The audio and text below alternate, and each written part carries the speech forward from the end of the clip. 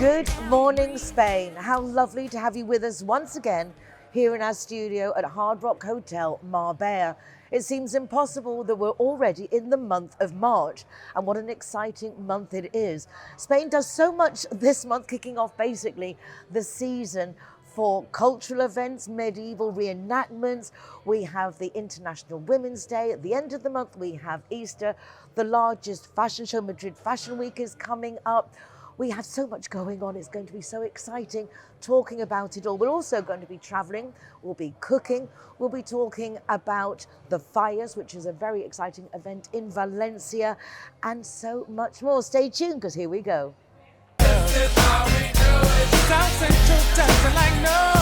Good morning, good morning. Good morning. How curious that today we're going to be talking about International Women's Day, and we're all women on the show today. Yeah. And I think a little bit of we'll be talking about International Women's Day in a moment. But before we do that, many a time, Ali, Hannah, we've talked on the program about our kids growing up in Spain, and then should they go to the UK for university, should they travel, what happens in that point?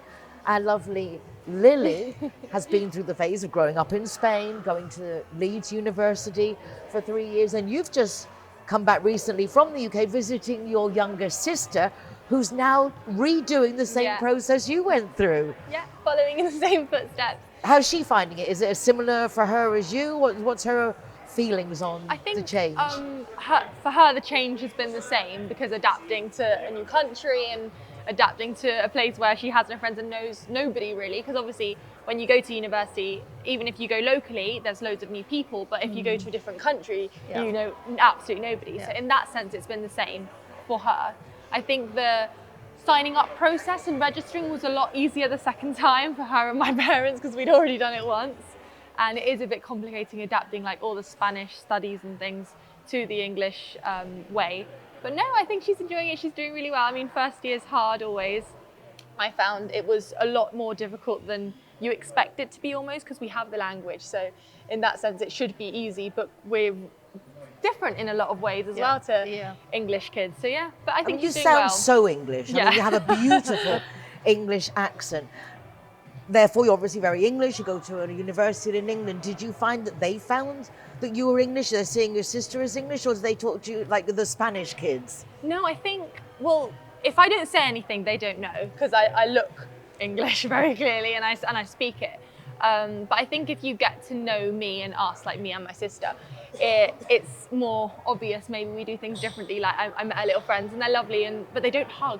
And I realized in the beginning, I didn't hug anybody, and I hug my friends now because we've been friends for 3 years, but it's a lot slower in that sense. And I think, as soon as you get to know us, you can tell that we're a little bit, not different, I don't want to be like that, but different to the average English kid probably, because we're not. So when you went to school here, did you go to Spanish school? Did you go to an international school? What education did you have here? I just went to a local school, so we've always been in the Spanish system. I did baccalaureate, and so is my sister, we've done the same. Okay. So yeah, no.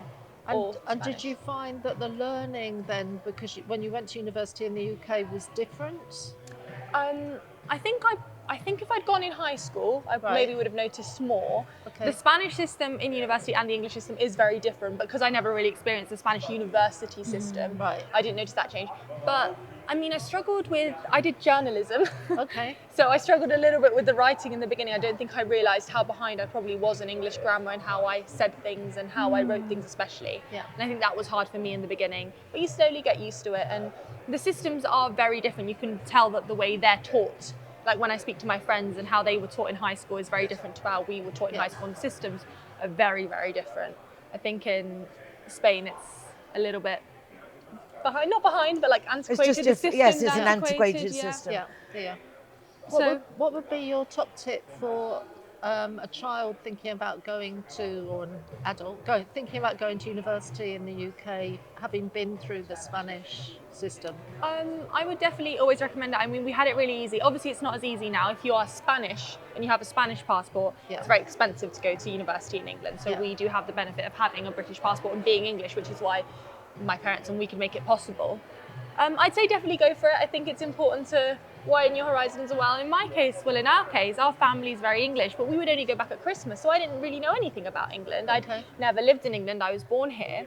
So I think in that sense it was very important to get to know where all our roots are and where all our family lives. And it was lovely to be also little things like close to my grandmother and stuff. I would always say go for it. It's always important to have a new experience and important to see what other people are like, especially if you are from that country. So, but it's not as easy as you may think. So be ready.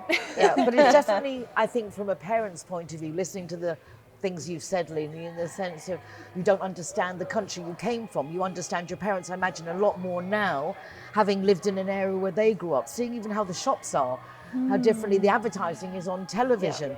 Things that really, as an international parent living abroad, I think is fundamental for our children to relate to us. Yeah. And also, as you say, the level of your English, you'd have a good level of English in the Spanish system, but then when you go to the UK, or my kids in the States, that's when they picked up the real level of English that one would hope that an English child would have. No, and it is noticeable. And even like the way, not necessarily the level of English, because yes, as well, like my writing's gotten a lot better and my speaking's probably gotten a lot better as well. It's more like how we speak. Like I think before, all my cousins are English, so I'd speak to them and I would speak very like, I don't know, almost not translating from Spanish, but like something you'd learnt in a textbook kind of thing. Or also just not very. Spanish is backwards. So everything we say in Spanish is backwards. Yeah. And it's because I find myself sometimes doing the same thing when I'm writing, and I'll write something and I'm like, okay, just have to change it around because I thought about it in Spanish. And the whole structure of the sentences is different. They put adjectives, we put the adjectives first, they put them last. And I think there's a lot of things like that when you've grown up in a very Spanish world. And being a teenager, like I would say, I'd almost speak like a mum and dad. I'd be like, oh, how lovely, how beautiful. And that's not how teenagers in the UK speak. So I can tell like my sister now is speaking a lot more English. And I don't know what it is, but like the way of expressing yourself is more like young people in England rather than saying the slang and lovely things. And beautiful and you look lovely today. So How was it to the airport and the travelling at this time? Was it nice? Was it easy? Yeah, I think, I mean, that is something you have to keep in mind. If you're not a fan of travelling, then I would not recommend. I mean, well, it was fine this time. I've had terrible delays. I feel like we all have. Although I was speaking to my friend and apparently she's Irish, goes back and forth to Ireland, and she said, I've never had as many delays as you've had. I've had some really bad luck. Trains in England are, I don't know if you know, they're annoying now. I was stuck at Derby for like 3 hours. But no, I think it's also important actually if you're a young person and you haven't really left home, that you get that experience of being by yourself in an airport. And it's easy, and now I think about it and it is easy, but not in the beginning, like being by yourself and remembering you have your passport and you have your ID and you have your purse and then you have to be at the gate at this time and it all seems obvious, but when you're 17, it's not necessarily that obvious how to deal with delays and timing. So I think it's important experience for everyone. And if you do it abroad, then it's even more pronounced and obvious. And parents, if your children want to stay in Spain, because it's very logical, I think you wanted to also go to university locally, do put the pressure on if you can make it happen, because it is an enriching experience that I think that I felt was necessary for my kids. Whatever the cost, it was just I knew that they needed to understand. And wonderful. Well, welcome back. We're glad you're home. Make my day. Make my day. Valencia is off to a bang this month. Starting yesterday is the lead up to that Fallas. This is one of the most explosive festivities that go on in Spain, in Valencia. This is probably the highlight of Valencia's year because it brings together not only beautiful traditional costume, the streets filled with flowers. Every day you've got these bangers or firecrackers going off, and this is a historic, beautiful city with small streets, and the retumba, the echo, the feeling of everything exploding around is just something quite magical. So although it started yesterday, the 1st of March, it goes on till the 19th of March. Preparations basically up until the 15th, and the week of Fallas kicks off with all the different activities each day, finishing on the 19th of March, which is the same day as San Jose, St. Joseph, which is in Spain, Father's Day. Did you know the 19th of March is Father's Day in Spain? Very different. I remember when I first lived here in England, you'd have Mother's Day, and I had no idea there was no English press or anything, and then you'd have Father's Day, and I had no idea. But I do know the Spanish Mother's Day and the Spanish Father's Day. Little things that when you live abroad. Yeah, my parents get 2 days. Exactly. We have to. Exactly. We do the that's- same. yeah. We celebrate all of them. Yeah. So the fires in Valencia, if you've never been, it is one of the most visual, I think, festivities, being very traditional because of the costumes. You were saying about the different silks and things in Valencia and the materials and the colour. I've been 4 or 5 times. You say you go for your birthday. Yes. Yeah, I usually always go for my birthday. But for me, I think the silk outfits are pretty impressive. And even the way that they put the hair. I mean, they plait it and put it into like circles, a little bit like, Star Wars. Star Wars, exactly. That's exactly what I was saying. So pretty. And the most beautiful peinetas, which are the headpieces that they put in, which And are the absolutely dresses. spectacular. But I think Valencia was famous for the silks. And these dresses, everything is silk, and including the shoes are silk. Wow. So, I mean, no, it is absolutely amazing. And what I like about the falleras, they choose the queen of that year. And I actually went with them to accompany all the group to the fallera's house. And we had to wait until she came down, and then she was accompanied to the place where they pick up all the flowers. And what I think is great is that all the flowers, all the falleras and all these beautiful girls dressed in these outfits, and the men also, they've got their fantastic outfits too. And they're all walking along for like 2 days with these flowers, and they fill this virgin.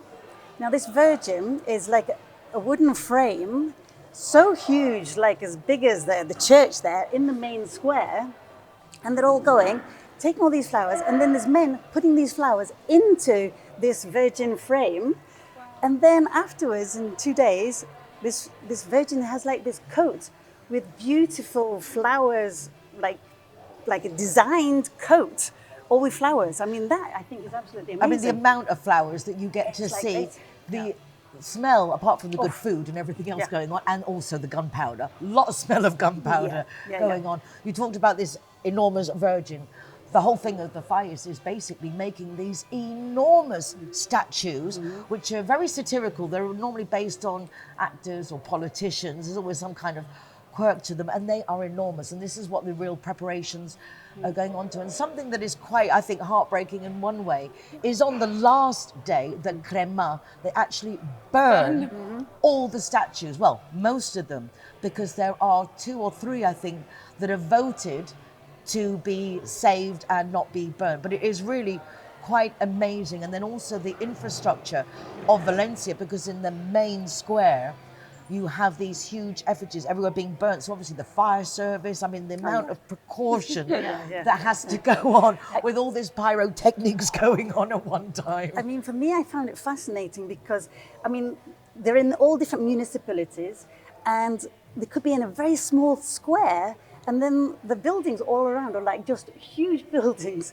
And then this fire is just so huge. And then, yes, you do have to be careful because everyone wants to go really close to it whilst they're doing the crema. And then you've got the music going and the bands, and then you've got all the firecrackers all going pop, pop, pop, pop all along. The reason they actually burn the Minutes, the fires, is actually comes from something quite surprising, is at the end of the winter, they actually started building these statues to just use up the firewood that was left over. Wow. And it was a way of getting rid of it. And I think it's such a curious thing that something as simple as that has turned into something so impressive as a whole community of Valencia dedicating to this activity.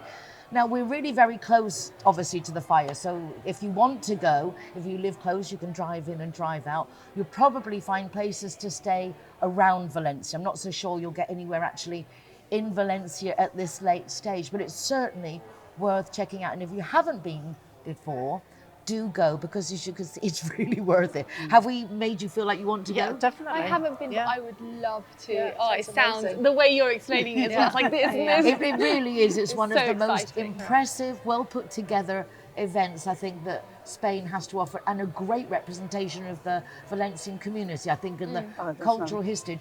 In fact, it's such a great event. It is a UNESCO intangible, World Heritage event because it is that special. Valencia en marzo no es una ciudad. Valencia Es in otro March planeta. isn't a city, it's another planet. Bienvenidos a Las Fallas. Welcome to Las Fallas. Arte, pólvora, Art, gunpowder, music, Música and y non-stop fiesta por celebration todas las in every calles. street. unas fiestas que no Festivities entienden de that lógica, don't follow logic but are driven by pure passion. pero sí de pasión. Declaradas Patrimonio Declared Inmaterial de la UNESCO. intangible cultural Y con heritage razón. by UNESCO, and for a good reason.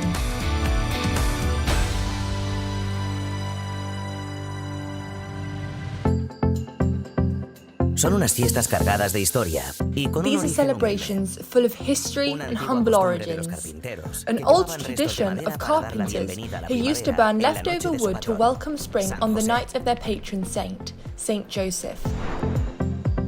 Hoy, esas llamas se han convertido en Today, monumentos de 30 those flames metros have que turned into mezclan 30-meter-high crítica, monuments that y blend mucha guasa. satire, criticism, and a lot of humour. Políticos, famosos, cantantes, Politicians, lo que se celebrities, te singers, ocurra. whoever Todos you can acaban think hechos of, de madera y everyone ends up made of wood and cardboard. Detrás de cada falla Behind hay every meses de falla, trabajo de there are artistas months of falleros que work lo by dan todo. fallero artists Y who de give it their repente, all. And suddenly, the La setup. planta. In una just noche, one night, Valencia Valencia amanece wakes con up cientos filled de with esculturas hundreds of gigantes giant en cada sculptures on esquina. every corner, Literalmente, literally a city una taken ciudad over by tomada por art. el arte. Y si crees que esto es And solo if you mirar think this is esculturas, just about looking at sculptures, no es así. no, it's not. Mascletas that shake your chest, parades, bands, lights, fireworks, costumes full of artistry, and the offering. Thousands of falleros and falleras creating a gigantic cloak of flowers to the Virgin. para la Virgen. Un momentazo que pone los A pelos de powerful punta a moment todo el that gives mundo. everyone goosebumps. Y como todo lo bueno, tiene And like que all acabar. good things, Y en it Valencia has to end. lo hace con el And in fuego. Valencia, it El ends with 19 de fire. marzo llega la On March crema. 19th comes La Las fallas Grima. arden en una The catarsis fallas burn in a colectiva collective entre catharsis of lágrimas, tears, aplausos applause, y and llamas. flames. Solo se salvan Only dos 2 ninots. ninots are saved. El resto, The rest cenizas. become ashes. Y a empezar And de then nuevo. it all begins again. Las fallas Las no se fallas explican, are not se explained, viven. they are lived. Y And cuando once las you live vives, them, there's ya no hay marcha turning back. atrás.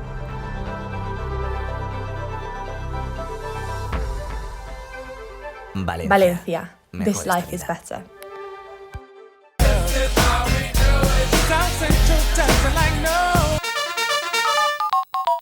When you think of car or motorbike insurance, think Linea Directa. When you most need your insurance company, Linea Directa are there for you. With tow trucks, courtesy car, mechanics, legal advice, even overnight stay in a hotel if you need it. There's a whole department dedicated to us Brits with people who speak English there to help us. If you're looking for an insurance policy that really takes all your needs into consideration whilst you're driving in Spain, then Linea Directa really is the company for you. Why don't you give them a call? 952 14 78 34 or contact them online.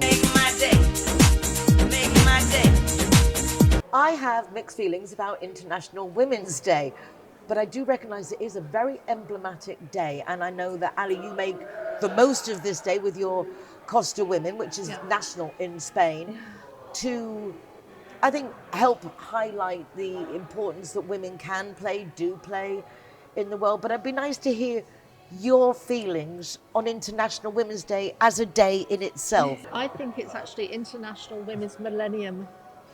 I don't think we should have one day, but obviously people concentrate on one day to think about it and to look back on how we've done as far as getting more, is it equity or equality? Because that's an interesting discussion.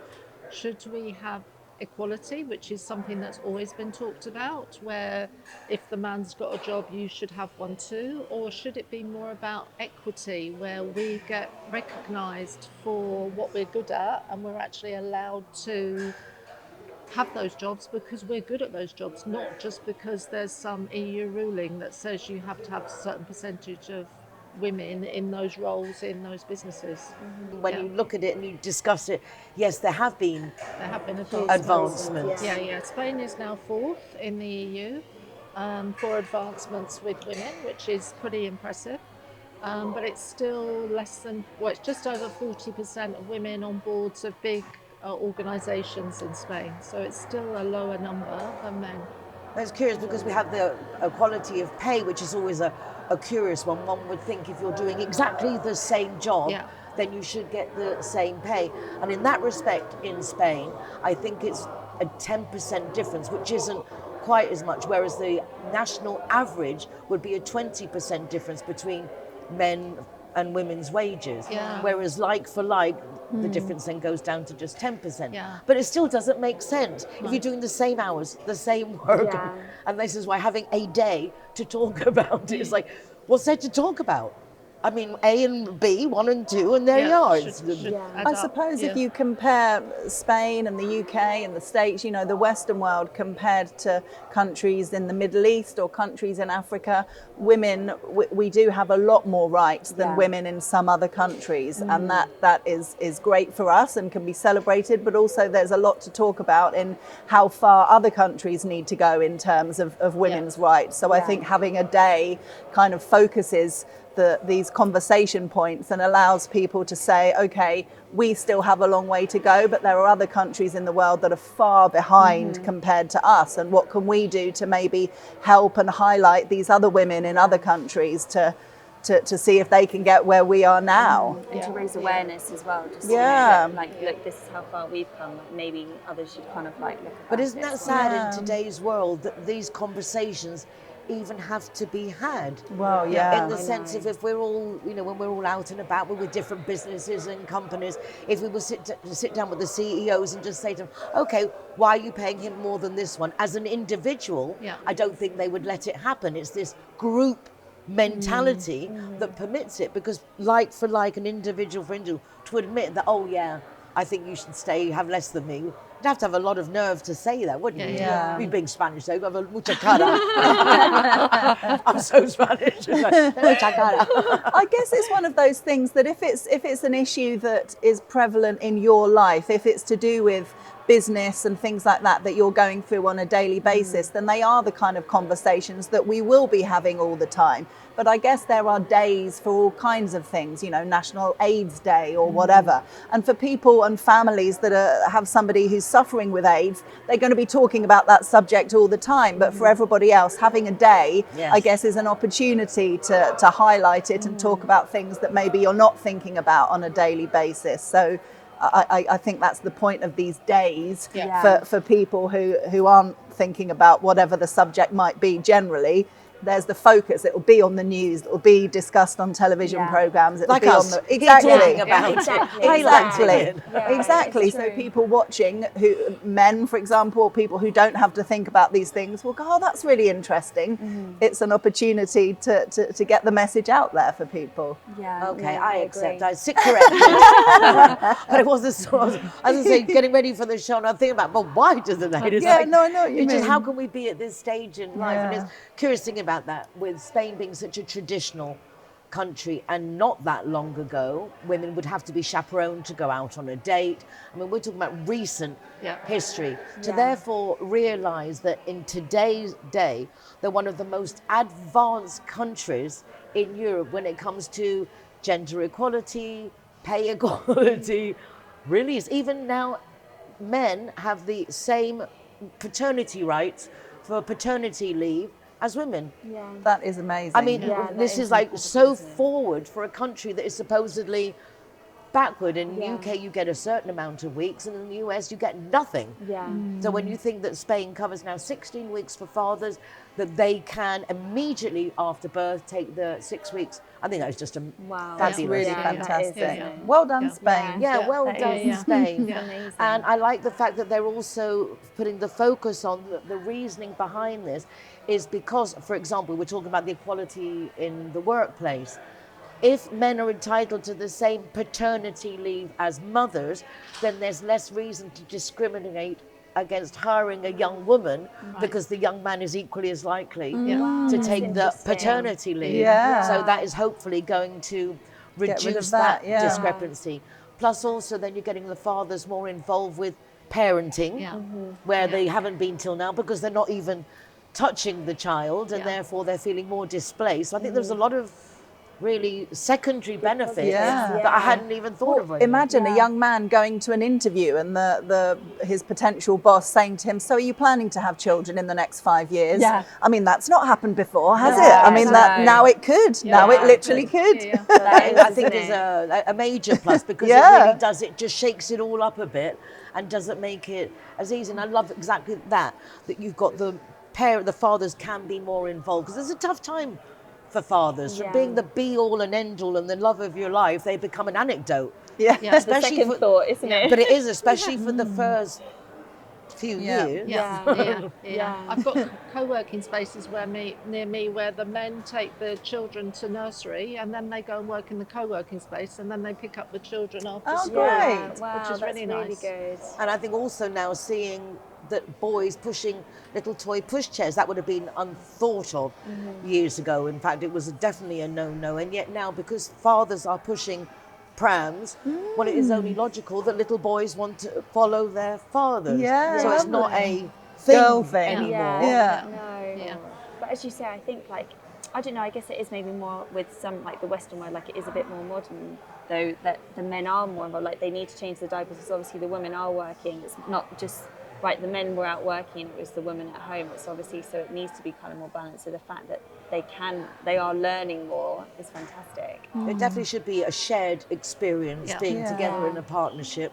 And it's a lot more respected and encouraged when, there's men at the school gates and there's men that are changing the nappies and, men doing what traditionally was seen as the woman's job for so many years and decades and centuries. And, people like to see it as opposed to, oh, you're a stay-at-home dad. It's, oh, you're a stay-at-home dad. It's great. Why not? And I think there's a lot more men now being aware that when people are saying, oh, look, father babysitting this child, it's like, no, I'm parenting. Babysitting. I'm not babysitting. Yes. Oh, look at that daddy playing with his baby. Oh, good father.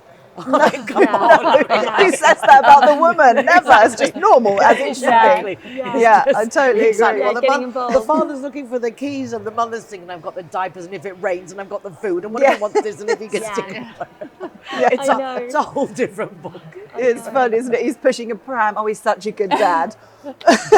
Exactly. That's simple. That father. Oh yeah, bless him. It's very funny. Good thing there was an all-women team today. Can you tell? But it is though, I think they feel more involved though as well, because I mean, I just see it now with just my brother, he's just had a little one, and I mean he's so involved, to the point that even me and my mum were a bit wow, he's really involved. Oh, how lovely. I mean, that's how I think, as you said, that's how it should be, because at the end of the day, it makes two to make a baby, kind of thing. So and it shouldn't be the responsibility. Housework shouldn't be responsibility of one. Looking after the baby. And I think when you do it together, it becomes fun because it's a mutual challenge. So some mothers, I think, find it hard to let the father in, and I think some fathers find it difficult to know how to get in there. I know, but teamwork though. Teamwork makes the dream work. Hashtag better together. So International Women's Day is a day to basically then highlight the pending issues.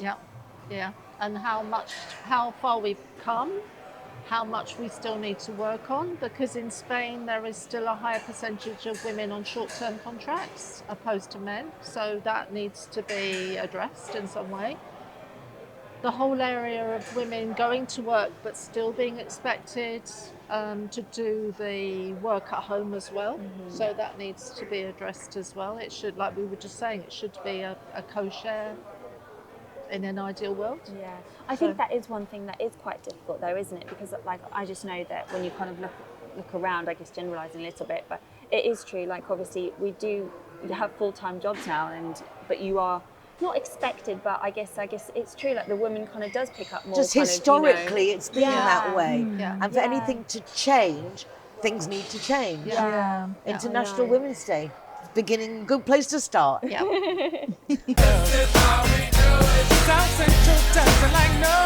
I think it's true. Women do like being given flowers. And we're talking about International Women's Day. So why don't you pick up some flowers for any women that you like, and women pick them up for yourself. And with the fires in Valencia and all the lovely flowers, it is time for flowers. Now, a beautiful flower is the orchid, not particularly typical for Spain because it's more tropical. However, we do have some very nice orchidariums, orchid houses in Spain. Beautiful one in the Botanical Gardens in Madrid, but one of the most important is actually in Malaga, and our Lily went along to visit it. Spectacular, I imagine. It's beautiful. It's a very flowery episode today, isn't it? No, it was absolutely beautiful. I've known it was there for ages, but I thought I'd go and have a little look around and tell you all about it. There's loads of orchids. I think there's around 5,000 different plants there in general, but between 1,300 and 1,500 orchids specifically. You walk around and it feels like you're in the Amazon jungle or something. Like it's really hot and humid, beautiful waterfall. Apparently they have loads of different microclimates within the same area, because depending on the orchid and the flower and the plant, it can survive in different sort of temperatures and different types of climates. So they've managed to put it all in one. Wow. And some are teeny tiny. They're like that big, like super tiny, and others are quite big. And the colours, they're so vibrant and beautiful. Bright pinks, bright yellows. So yeah, no, I would definitely recommend. I think there is unusual flower, as you said. So And it's nice to go somewhere different and just do something peaceful. informative. as Exactly, like look at orchids.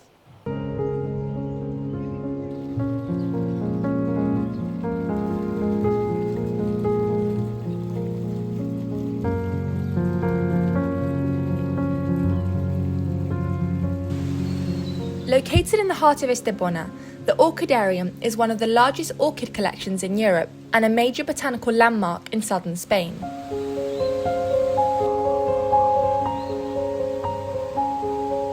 Opened in 2015, this modern botanical garden is home to more than 5,000 species of orchids and tropical plants from around the world, carefully displayed in a climate-controlled environment. The building itself is part of the experience.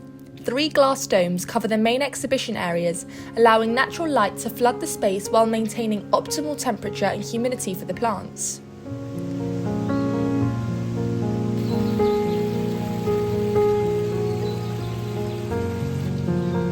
Inside, visitors can explore a network of winding paths, bridges and viewing platforms that guide them through tropical landscapes. Waterfalls, ponds and vertical gardens recreate the natural habitat of these species, offering an immersive and educational journey through different ecosystems.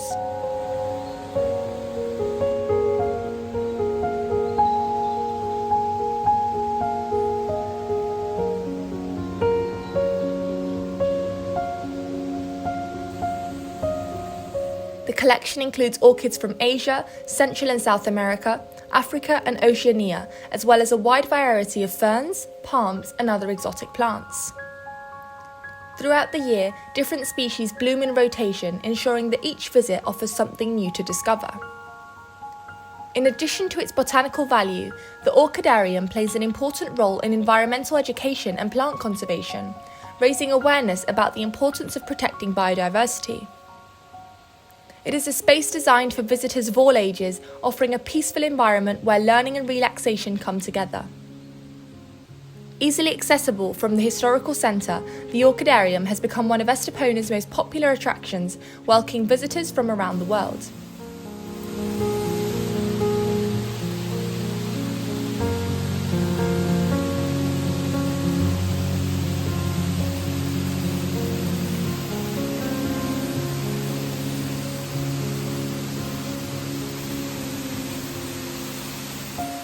Whether you are passionate about plants, photography, architecture, or simply looking for a relaxing experience, the Orchidarium of Estepona offers a unique way to connect with nature.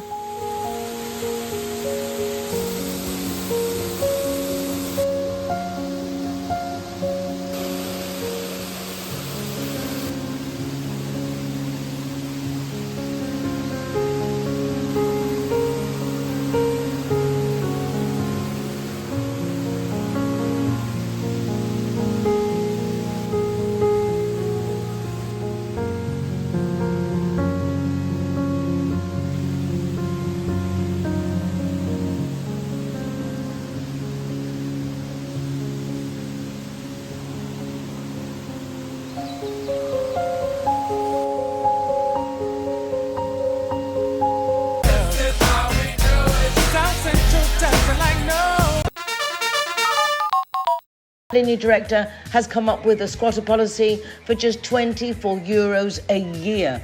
You don't have to have your home insurance with them. This is a completely separate matter to protect you from squatters. For more information, call 952 147834 or their website, lineadirecta.com.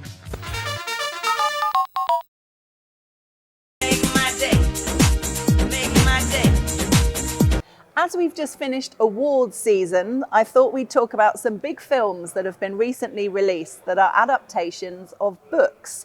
And this has had a massive effect on sales with the books. People have watched the film and then gone back to buy and read the books, which has made a huge difference sales-wise. Wuthering Heights is a good example by Emily Bronte, originally published in 1847. It came out as a film in January this year, written and directed by Emerald Fennell. It does say that it's loosely based on the classic novel and was intended by the writer to recreate the feeling of a teenage girl reading this book for the first time. The film stars the fabulous Margot Robbie and Jacob Elordi as Catherine Earnshaw and Heathcliff. The book by Emily Bronte has gone into the Sunday Times bestseller charts for the first time, and 2 versions of the book, as in printed by different publishers, have been in the Amazon.co.uk top 10 bestseller list in the past few weeks. Another film which is doing very well this awards season is Hamnet, which came out towards the end of last year. Directed by Chloe Zhao, she also co-wrote the screenplay with Maggie O'Farrell, who wrote the 2020 novel of the same name on which the film is based on. The story dramatises the family life of William Shakespeare and his wife Agnes Hathaway as they cope with the death of their 11-year-old son Hamnet. It stars Jessie Buckley and Paul Mescal, both of whom have been nominated or won awards for the acting in the film. At the start of the year, we also had the release of the film People We Meet on Vacation, an American romantic comedy directed by Brett Haley, which is based on the 2021 novel by Emily Henry. Polar opposites, Poppy wants to explore the world, while Alex would prefer to stay at home with a good book. But surprisingly, they become best friends after sharing a car to their small Ohio hometown from Boston. They live far apart, but for a decade they've shared 1 week of summer vacation together, which finally leads to a deeper connection. The film The Woman in Cabin 10 came out towards the end of last year. It's a psychological thriller based on the 2016 novel by Ruth Ware. The film stars Keira Knightley, Guy Pearce and Hannah Waddingham. It didn't get great reviews from critics, but we really enjoyed it. I thought it was a great film. It's about a journalist who's on a lavish yacht for an assignment and sees a passenger go overboard. But when no one believes her, she risks her life to uncover the truth. I haven't read the book, but I have seen the film. It's very good. And one other, which I have to mention, I know I talked about it recently on the show, but I've since seen the film, and that's The Housemaid, an erotic psychological thriller starring Sydney Sweeney and Amanda Seyfried. It's based on the hugely successful 2022 novel by Frida McFadden, which has pretty much been in the bestseller charts ever since it was released. It's about Millie Calloway, a young woman with a troubled past who becomes the live-in maid for a wealthy family whose household hides dark secrets. I was a huge fan of the film huge fan of the book, and went on to read both sequels in the Housemaid series, plus another 4 or so books by the same author. I was a bit nervous to watch the film because often you can be disappointed having enjoyed the book, but I have to say I really enjoyed it, and my husband enjoyed it too, which is good. Well, there you go. The Housemaid. Some really good suggestions there. Good suggestion. I started to watch The Girl in Room 10. Yeah. And I've just got to the beginning of it and then distracted. It's very hard to sit down and watch. Oh, yeah, you have to dedicate some You time. have to dedicate time. But really good suggestions. Really good suggestions. And The Housemaid. We read Hamnet at book club. Oh, yeah? And it really makes you appreciate what a horrible person Shakespeare was. Yeah. He was just, really. It was just so machista, wasn't he? So horrible to his wife and yeah. Shocking. Yeah. It's funny, isn't it? These people in history that, you feel like you know, but you don't really at all. And then you see something like that and you're like, oh my goodness, I assumed he was a nice man. Isn't it funny exactly how sometimes it's better not to know because it just spoils everything. Ruins it. It's interesting. But yeah, I was pleasantly surprised of having really enjoyed the book, The Housemaid, and all the others in the series. And the main actresses are coming back for, Sydney Sweeney, not Amanda Seyfried, because there's others in the Housemaid series that star Millie, the girl who was the housemaid in the first book. But future stories have a whole different cast apart from her. She's pretty much the only character that comes back. So, but it's nice that you enjoyed the books, the follow-ups, then read other things that she'd written, and you liked the film because there is sometimes it can really spoil it. Yeah, it really can, especially when, as you say in the book, when you get so engrossed in it and you've got this whole image of way that the character's going to be, and then you see it and you're like, oh, that's not how it's supposed to be in my head. It's funny because the Bridge to, it's a silly book, but the Bridge to Terabithia, I read the book, but I thought I'd seen the film, but it hadn't even come out. Really? But it was the book was that good. Wow. I had such imagery of it, and I thought I'd seen the film, but I hadn't. I just read the book. Yeah. But then when I saw the film, it was like I'd seen it because obviously they described it so well. Wow. Yeah. It's amazing the quality of a good writer. Yeah. No, it really and sometimes even it's just even from the point of view of the colour of a character's hair. If it doesn't mention that in the book, because if it's not relevant, why would it? For example, the housemaid, for some reason, I just pictured her being a brunette when I read the story, for no apparent reason, just because you create your own pictures. Whereas in the film, she's blonde, and straight away you go, oh, she's blonde, okay. And you need to kind of read it, because it doesn't really matter, it makes no difference to the story what colour her hair is. It's totally not relevant, but it's just those little things. You're like, that's not hard picture there at all, but it's fine. I really want to see the one with Margot in. That one. Everyone's talking about it everywhere. Yeah. And apparently it's very loosely based, like it said in I think it was the Sunday Times bestseller charts. If you've read Wuthering Heights and you're a fan, you could easily be not disappointed, but angry. The two, the two are very loose. There's you can tell but it's definitely an adaptation. It's not like a strict kind of follow on of the story. Tissues. Apparently, it's incredibly sad. Oh, is it? Yeah. And Hamnet also really. I it's about the death of their 11-year-old boy. So you'd I imagine. had no idea that they'd lost a son. Tragic. I've only watched the trailer for Hamnet, and it brought a tear to my eye watching the trailer. So I've actually avoided it a little bit because I'd much rather watch a happy film. Yeah. Exactly. Keep it light. Exactly. I think that vacation one. If I might, I think I've got an idea. Good. If it's the one I think it is, so good. It looks really like a fun romantic comedy drama. Definitely some very good suggestions there. For books and films. Love them. Make my day. Make my day.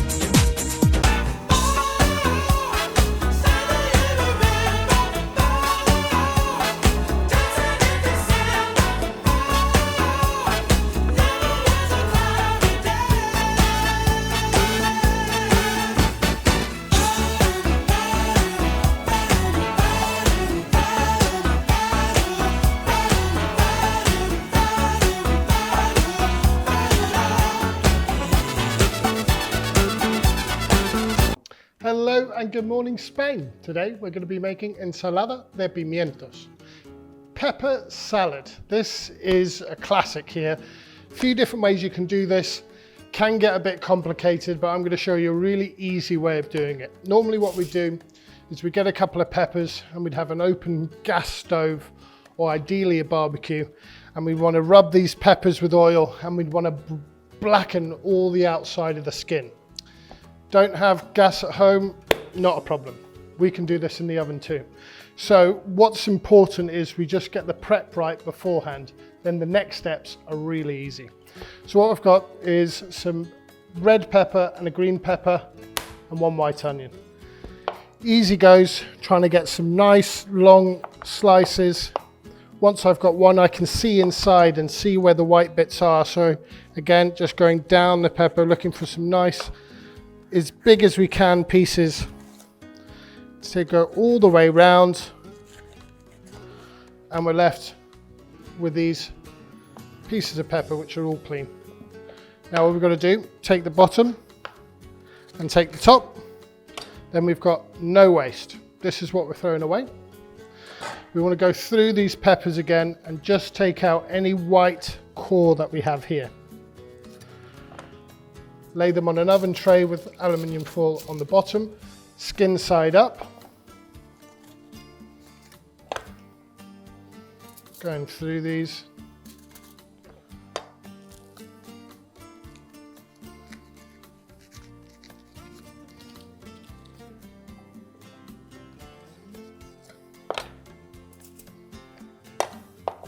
We won't waste these bottom bits either, so just carefully take the bottom off.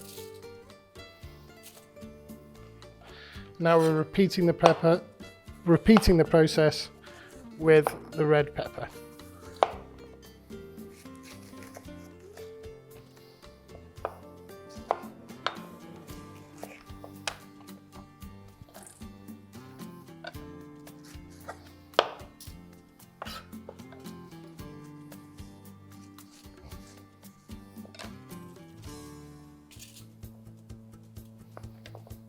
Going through these peppers again, just taking away any white you see.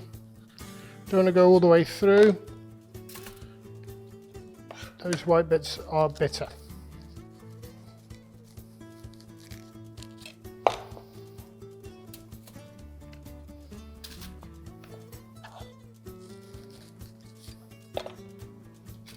Beautiful.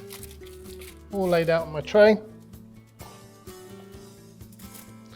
One white onion. Top and tail, give it a peel.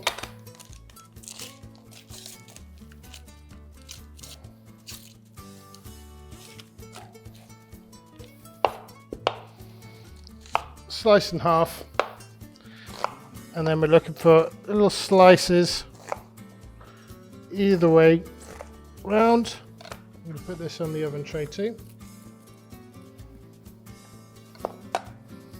So in half, almost like you'd do lemon wedges.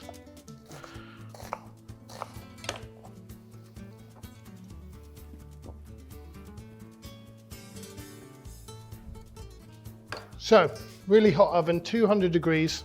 Going to put a little bit of salt on this. And a little bit of oil. This is going to just encourage it to get some colour.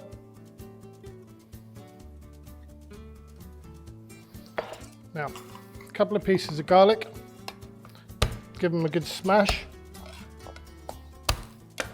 and just dot them around in with your onions, top of your peppers, and this goes into a roasting hot oven, 20 minutes, 200 degrees. We'll see you in a minute. So these peppers have had a good 20 minutes under the grill. I've just been keeping an eye on them. I want that skin to go nice and black. Really easy process now once this is done. So I can take out my pieces of pepper, and then I just want to peel back any black bits that have caught too much, that are going to be a bit too crispy. Just get rid of them, and then we're going to do some nice slices. Now you could let these cool and it'd be a lot easier for you. But because we put it under the grill and we've got these lovely pieces of black and smokiness, that's what we're looking for. So just layer them along. And we'll just give them a nice slice. We've got some onions to go into, again with that lovely caramelized pieces. They're just going to go straight in.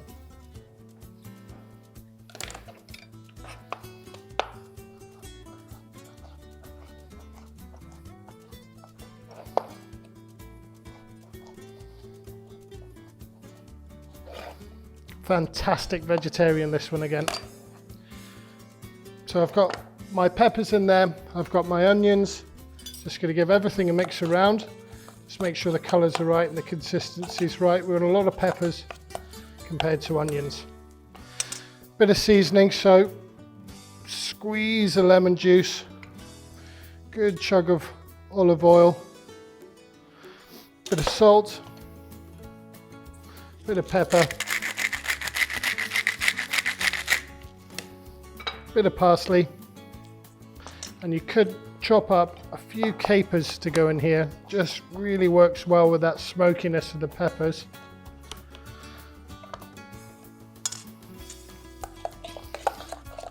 a little mix around. I've got some toasted bits of bread here. Just scoop that on top. Your little pepper and onion mix. And I guarantee anyone who gets to try these will find them delicious. Great little vegetarian dish. Great way to eat your vegetables. Lovely little starter. Again, nice little vegetarian canopy. So it covers all bases. Finish these off. A little bit of parsley. A little splash of salt. And that is my mixed pepper salad. Let's get into these. Still warm, it's going to be delicious.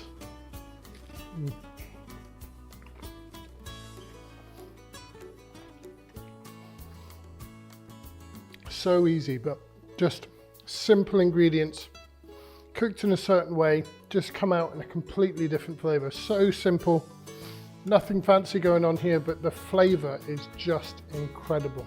Give these one a try. Thank you very much, and good morning.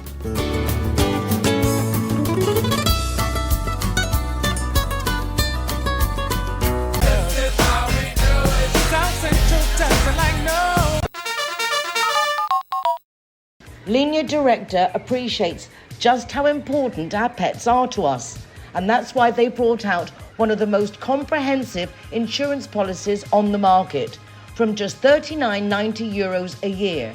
Give them a call on 952 147834 or from the website Minute.Directa.com.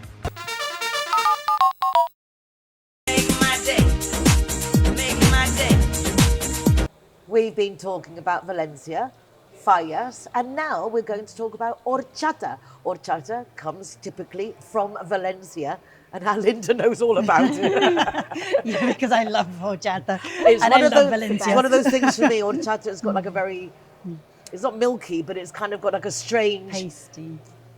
yeah, pasty Chalky. after chalky. Chalky. Yes, and not my cup of tea Oh, or my really? glass of horchata, but it's a really popular big deal. So it's Yeah, nice yeah. it's a nice thing to share with everyone. Yeah. Well, it's so good for you also. Okay, then maybe we'll change Tell our us. minds. Yes, no, definitely. Well, I'll start a little bit about how the horchata came about. It originally came from the Moors, and the Moors brought it over to Valencia, and it's made from tiger nuts, but they're not nuts. They're these. Now, they look kind of nut-like. You can have a look if you want. Almost like they look like kind of like shriveled raisins. And they look like Don't shriveled they? raisins. Yeah. Oh, they smell. Oh, yeah. Ooh, Yeah. that's so lovely. So they're though. actually Like cinnamon. tubers. Yeah. What's a tuber? Tubers. So it's like little potatoes. What? So they grow. Really? Yeah. So they grow like potatoes. So they grow under the ground, and they look like this, like little potatoes. But are they bigger than this? And then these are dried. These are dried. They're slightly larger, but with them drying, then they do go smaller. I mean, they're solid. Like They a bean. really like are, a aren't stone. they? No, they're rock solid. Really rock. That's why you've got to soak them. So to make horchata, you soak these tiger nuts, these chufas, and you have to soak them for like 24 hours. Now you can eat them afterwards, so they're kind of like a mix between a coconut and a chestnut. Oh wow. But And you eat the whole thing? yeah, just like that. You can like stack this. on it. I mean, people have been stacking on them from think so. 2 million years. They did find, an archaeologist found them in the teeth of a person from 2 million years. gosh. They have been in the tombs of the pharaohs because they believe it as a superfood, which it is. Yeah. So they wanted it for the pharaohs for the afterlife, so they'd be in the tombs. But yeah, let's talk about in Valencia, and it's actually the horchata is a DO. I can never pronounce that. You know, like the wine on the champagne is a denominación de origen. The origin of the denomination. It's that Yes. the seal of official origin. Yes. Oh, wow. Yes. Oh, so wow. horchata Like the de wine and like the Valencia. grapes that we went to Yes. when Axarquia. Yes, yeah. So horchata de Valencia has the DO, has the name as if it's like a champagne. So that's the original one. So Before being dried, would you eat this fruit or not? No. That would be like eating a raw potato then. yeah, no, you need to like wash them really well because it's from underground. Yeah. And then you dry them, but then to eat them, you need to soak them for 24 hours. And then to make the milk, In just water, sorry, dolls. So just water, you soak them? yeah, you soak them. Yeah. With the water, you throw it away and then you change it a couple of times. And then you would blend them to make the milk. And normally the horchata is with sugar, maybe a little bit of cinnamon, and you can put a bit of lemon rind into it. Oh. But yeah, The hell just yeah, you just blend zap it. Not with the lemon rind, but then if you wanted a healthy version, then I always like put dates in to make it sweeter. Instead of sugar. Oh, yeah. Yeah, Nice. Yeah. and it's just blending it Yeah, you just blend it and sieve it. and then you sieve it. But you really have to sieve it because it's like, yeah. All those little bits in there, like Yeah, dust yeah, and yeah. what Yeah. have you. Yeah. But the health benefits of it is like protein. So it's really good for you. It's got antioxidants, so it's really good for the skin. It's excellent for the digestion. It's got plenty of fiber. It's really good for balancing the sugar levels. So it doesn't give you that sugar spike. It actually ferments in the colons. So then it gives you other gut benefits. And if you've got like leaky gut or problems with the gut, it kind of like plugs in the holes. Oh, wow. So you can actually have it as a horchata if you wanted to, or you can actually have it as the nuts soaked and just have them as a snack, like 10 or 15 per day. And have that for a while, and you'll notice that it helps Nature's with the marvellous, digestion. isn't It's it? incredible, isn't it? Understanding it, and it really is, it's mind-blowing. Yeah. No. For me, I So think does it's this grow only in Valencia? Why is this a Valencia thing? because originally the Moors had brought it over, and Valencia was the place where it was closest to the So the conditions the of conditions, yeah, and because that's why the rice grows so well there as well. The land's so flat. And they also made all the irrigation channels and everything there. And because it's got the denominación de origen, there's only 16 areas that are allowed to Certificate of produce origin. It. That's Yeah, how we that's say it. it in English. No, I'm trying to Think. How do you say this in English? Certificate of origin. Yeah. So And yeah. where can you get these from as well? Like, if we wanted to say make a horchata, where would we go and buy these? I've never seen them. No, that's why. No, I always find my things in like health food stores. Yeah. That's usually Yeah. where I can get them. You can also buy them online. Yeah. But not I remember Mercadona. being on holiday here as a kid, and when I first moved to Spain, having horchata. So I just thought it was a Spanish thing. I had no idea that it was something that originated specifically in Valencia. Yeah. So you live and learn. Yeah, and then it spread all around. And then when the It's a Spanish... big summer drink. Yeah. Yeah, it's Oh, so popular, isn't it? Well, it used to be, long time ago, from the Romans and the Persian Phoenicians. No, yeah. They used to use it as medicine. And it used to be sold in pharmacies. Wow. Because it's a cooling food. So I kind of think that's interesting here in Spain because, yes, you do drink it a lot more in the summertime. Yeah. And it does kind of cool the body down. Yeah, super refreshing. So it's really good for fevers, apparently. And it's even good for scorpion stings. I was going to say Scorpios. Scorpion stings. So they actually used to grind the nuts down and make a poultice, and it would draw out the venom, or for ulcers or things like that. So I mean, it's quite a fabulous little nut, which is not a nut. Wow. Wonderful. So it could be exactly a nut that's not a nut. Yeah. Or a potato-like nut. Potato like that. Really interesting, fascinating. Thank you so much. Thank so you, now when you Linda. see horchata, Horchata, horchata, check it out, give it a taste. Let us know what you think. Make my day. Make my day.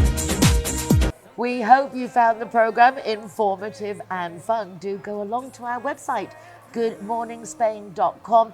Great articles following up on topics discussed, links to our social media, our YouTube channel, so you can watch this and every program over and over again.